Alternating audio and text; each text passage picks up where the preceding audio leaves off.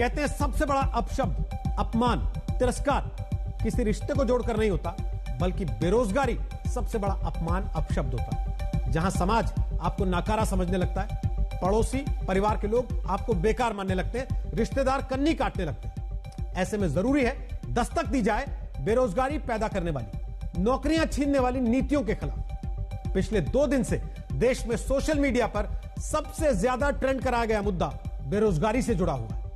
2 दिन से देश भर के नौजवान मोदी जी रोजगार दो के साथ अपनी अपनी समस्याएं देश की सरकार तक पहुंचाने की कोशिश कर रहे हैं। 50 लाख से ज्यादा ट्वीट रोजगार के मुद्दे पर देश के अलग अलग राज्यों के नौजवान कर चुके। ये वो नौजवान हैं जिनके पास डिग्री है, योग्यता है, लेकिन नौकरी नहीं है। आपने हमेशा सुना होगा, पढ़ोगे लिखोगे तो बनोगे नवाब। लेकिन क्या कारण है कि हालत अब पढ़ोगे लिखोगे तो बनोगे बेरोजगार जैसी हो रही?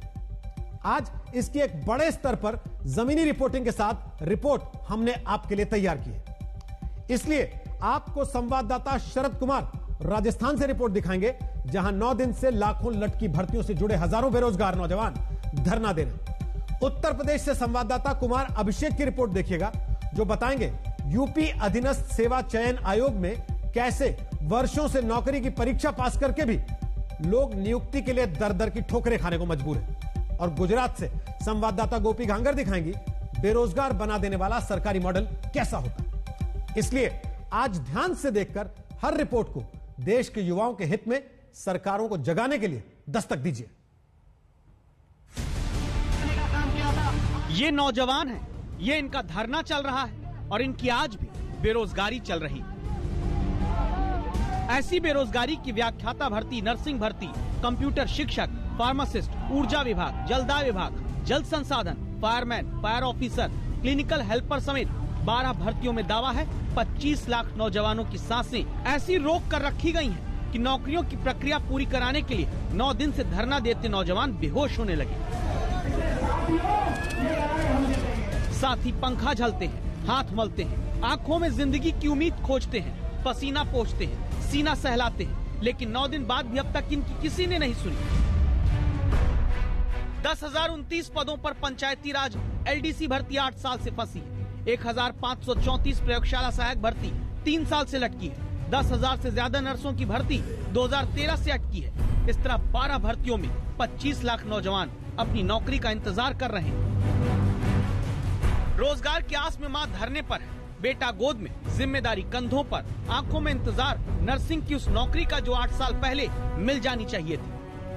8 साल से दर दर की ठोकरें खा रहे हैं।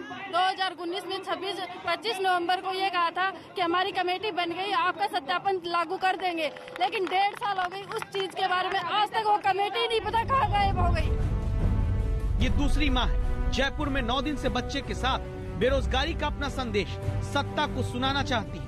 सत्ता के लिए अपनी बोतल में जनता को उतार लेने वाली राजनीति बाद में उम्मीदें खाली जो छोड़ देती है।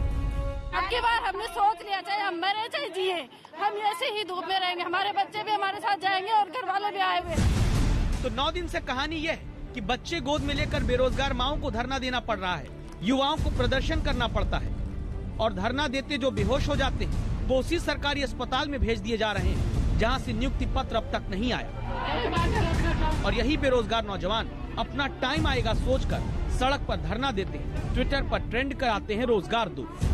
इनकी आवाज सुनकर दस्तक देने लगातार पहुंचता है आज तक। ये विक्की बोरान है। 2018 में रेलवे से जुड़ी परीक्षा का फॉर्म भरा, एक परीक्षा हुई, फिर 3 साल बीत गए। पता नहीं ये ज्वाइनिंग होएगी, जिस हिसाब से पहले वाली भर्ती का चल रहा था उस हिसाब से तो ये 25 तक जाएगी, 2025 पकड़ लेगी। क्योंकि मेरे साथ के बंदे हैं जो 2016 में जो 16-17 में निकली थी, उसके जो बंदे हैं उन्हें अभी तक ज्वाइनिंग नहीं मिली है। बचपन से सब सुनते आए नौकरी के लिए पढ़ाई जरूरी है, लेकिन सरकारों ने नौकरी के लिए धरना और प्रदर्शन भी अनिवार्य बना दिया, विकल्प नहीं छोड़ा।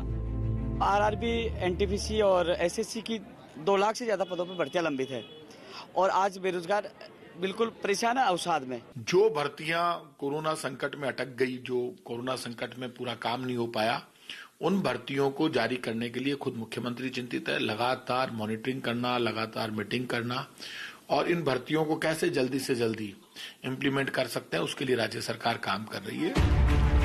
सरकारें चिंतित होती तो नौजवान नौकरी की आस में शहीद न होने लगते।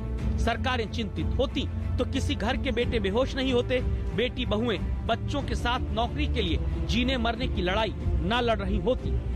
बेरोजगारों का कहना है कि 2018 में जो एसएससी की भर्तियां हो जानी चाहिए थी, उसका प्रोसेस अभी चल ही रहा है। यही हालत रही तो कम से कम 2025 तक 2 लाख लोगों को रोजगार मिल पाएगा, जो एसएससी की तैयारियों में लगे हुए हैं, जो फॉर्म भरे हुए हैं, जो एग्जाम दे रहे हैं।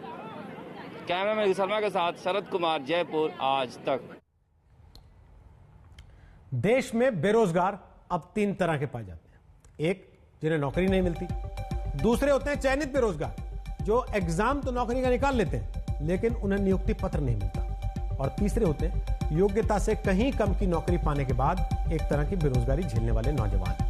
तो सवाल उठता है कि आखिर ऐसी हालत क्यों होती है? क्या नेता बनना आसान हो गया है और सरकारी नौकरी पाना मुश्किल?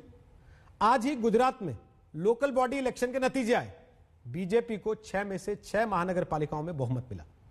अब ये जीते नेता फौरन शपथ भी ले लेंगे और काम भी शुरू कर देंगे, लेकिन नौकरी में ऐसा नहीं होता। नेताओं की चुनावी प्रक्रिया और नौकरी की भर्ती प्रक्रिया की एक तुलना देखिए। नेता किसी चुनाव में उतरते हैं तो नामांकन की तारीख तय होती है, लेकिन भर्ती प्रक्रिया में नौकरी कब निकलेगी पता नहीं होता। इसके बाद नेताओं को चुनने के लिए वोट किस दिन होगा तय रहता है, लेकिन भर्ती का विज्ञापन निकला तो परीक्षा भी होगी, इसकी गारंटी तक नहीं होती। चुनावी नतीजा कब आएगा इसकी तारीख तय होती है, लेकिन भर्ती परीक्षा के नतीजे महीनों, कई बार वर्षों तक लटके रह जाते हैं। इलेक्शन का नतीजा आता है तो नेताजी शपथ किस दिन लेंगे इसकी भी तारीख तय रहती है, लेकिन सरकारी नौकरी का नतीजा भी निकल गया तो नियुक्ति पत्र मिल जाएगा, यह भगवान भरोसे रहता है। चुनाव में कोई विवाद हुआ तो अदालत से फैसला भी हाथों हाथ होता है, लेकिन किसी नौकरी के लिए भर्ती परीक्षा में मामला अदालत में गया तो वहां से फैसले की तारीख भी कब आएगी कुछ तय नहीं होता। ऐसे में अब कांग्रेस शासित राजस्थान के बाद बीजेपी की सरकार वाले उत्तर प्रदेश आपको ले चलते हैं, जहां दावा है कि उत्तर प्रदेश अधीनस्थ चयन सेवा आयोग यानी कि यूपी SSS अभी तक अखिलेश सरकार में निकली नौकरियों में ही उलझा हुआ है। पीछे प्रतियोगी परीक्षा की किताबें करीने से लगी हुई और आगे एक चेहरा। तो किताबें बहुत सी पढ़ी इन्होंने, लेकिन नौकरी का चेहरा आज तक नहीं देख पाए। अखिल प्रताप जैसे युवाओं की कहानी लखनऊ से संवाददाता कुमार अभिषेक लेकर आए हैं। अखिल ने ग्राम विकास अधिकारी की परीक्षा वाला हाथी निकाल लिया, लेकिन नियुक्ति पत्र पाने की पूंछ फंसी रह गई। मई 2018 में इसका विज्ञापन आया था और ये 22 और 23 दिसंबर 2018 को इसकी परीक्षा संपन्न हुई थी 4 पालियों में। उसके 8 महीने बाद हम लोगों ने कई प्रोटेस्ट किए बीच में। उसके बाद 8 महीने बाद इसका परिणाम आता है 28 अगस्त 2019 को। परिणाम आए 1.5 वर्ष का समय हो गया है, अभी तक नियुक्ति नहीं हो पाई। हुआ ये कि 2018 की परीक्षा में 2019 में रिजल्ट आया। एक मंत्री जी ने धांधली की शिकायत की, आयोग ने जांच की, SIT ने फिर जांच की। 2 जांच के बावजूद 14 लाख लोगों में से चुने गए 1953 युवा आज भी बेरोजगार हैं। उन्हीं में से एक है विवेक तिवारी। साधारण सा घर, सरकारी नौकरी पाने के ऊंचे सपने में जी तोड़ मेहनत के बाद इन्हें सिस्टम ने चुना हुआ बेरोजगार बनाकर छोड़ दिया। चयनित होने के बावजूद भी हम बेरोजगार हैं और समाज में एक बुरी नजर से देखे जा रहे हैं। NCRB के 2019 के आंकड़े कहते हैं देश में जब करीब 1,30,000 लोगों ने आत्महत्याएं की, उनमें से 11,268 लोगों ने नौकरी न मिलने के कारण गरीबी या कर्ज में डूबकर हताश होकर सुसाइड किया। और अब सोचिए, परीक्षाएं पास करके भी बेटे पर बेरोजगारी का ठप्पा लगा होने पर एक पिता के बारे में। आज 2 साल हो जाए तो बच्चा अपना 10 पैसा रोजगार मिल जाता, वो आगे हिम्मत करके और अच्छा जगह कोशिश करता निकालने लिए। आज जो है बच्चा खुद हमको पैसा मांगने में उसको शर्म लगती होगी। उत्तर प्रदेश में अधीनस्थ सेवा चयन आयोग की हालत यह है कि अखिलेश राज के आखिरी साल में निकली कई नौकरियों में भी भर्ती प्रक्रिया अब तक पूरी नहीं हो पाई। 2016 में निकली सरकारी नौकरियों को भरने का काम भी अभी तक चल ही रहा है। दावा है 2017 के बाद यूपी SSSC से निकली ग्रुप C की एक भी नौकरी किसी को नहीं मिल पाई। यूपी SSS यानी कि उत्तर प्रदेश अधीनस्थ सेवा चयन आयोग, तो उसकी हालत आप समझेंगे इसी बात से कि 2016 से लेकर आज 2021 होने को है, लेकिन भर्ती के नाम पे लगभग शून्य है। हम लोग ये जानना चाहते थे कि आखिर जब सर मार्च में आप रिजल्ट देने की बात कहें 20 में, तो सर अब 21 मार्च आ गया है, तो अभी तक आपका रिजल्ट क्यों नहीं बन पाया? ये तो 2020 का मामला है, 2016 का सुन लीजिए, आपका क्या है? सर मैं सहायक कनिष्ठ 2016 भर्ती से हूँ सर। ये इसका विज्ञापन दिसंबर 2016 में आया था, दिसंबर 2016 में आया था। इसमें 3 चरणों में भर्ती संपन्न होनी थी, लिखित परीक्षा, टाइपिंग टेस्ट और साक्षात्कार होना था।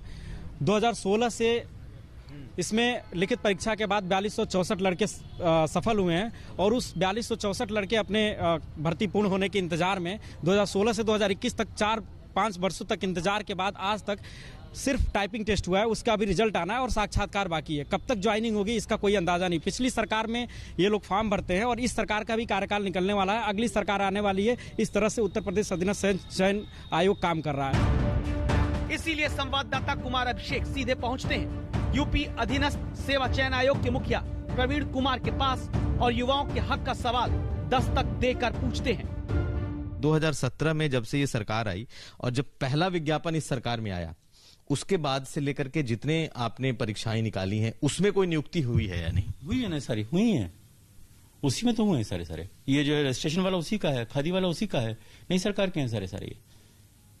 ये सारे नई सरकार के ही हैं, मैं बता रहा हूँ आपको, ये सारे नई सरकार के ही, इसी सरकार के विज्ञापन है, इसी सरकार के उसमें से नियुक्ति पत्र जारी हो रहा है। जब इसकी सच्चाई संवाददाता कुमार अभिषेक ने हासिल की तो पाया कि ये बात तो सच है कि यूपी एसएससी ने पिछले 4 साल में 17,243 नौकरियां दी हैं, लेकिन इनमें से करीब 2,500 नौकरी ही 2017 के बाद निकली भर्तियों से जुड़ी है। 4 साल हो गए। अब भी चयन आयोग के दफ्तर पर आकर 2016, 2017, 2018, 2019 में निकली नौकरियों के रिजल्ट का इंतजार नौजवान करते पाए जाते हैं। क्या हमें आत्मनिर्भर बनने का हमें सर मौका नहीं मिलना चाहिए? इतने दिन से हम सब लोग मानसिक दंश झेल रहे हैं सर। घर वालों की हालत पैसे देते देते खराब हो रही है, किसी को शादी करनी है सिस्टर की, किसी को कुछ है, लेकिन ये लोग इस चीज को नहीं समझ रहे हैं। हम लोगों की बहुत ज्यादा हालत खराब हो रही है, घर वालों की भी हालत खराब हो रही है। कोई इलाहाबाद में पढ़ता रह के बाहर रह के, कोई लखनऊ में बाहर रह के पढ़ता है, 400-400, 500-500 किलोमीटर दूर पड़े हुए हैं। एक कमरे में रह के जिंदगी सर सिमट जाती है हम लोगों की बिल्कुल, लेकिन उस दंश को ये लोग नहीं समझ पा रहे हैं। अब सीधा सा सवाल, अगले साल उत्तर प्रदेश में चुनाव होना है, क्या चुनावी साल में वर्षों से लटकी चली आ रही नौकरियों को एक साथ देकर वोट कैश कराने वाले आंकड़े गिनाने की तैयारी हो रही है? कुमार अभिषेक, लखनऊ, आज तक।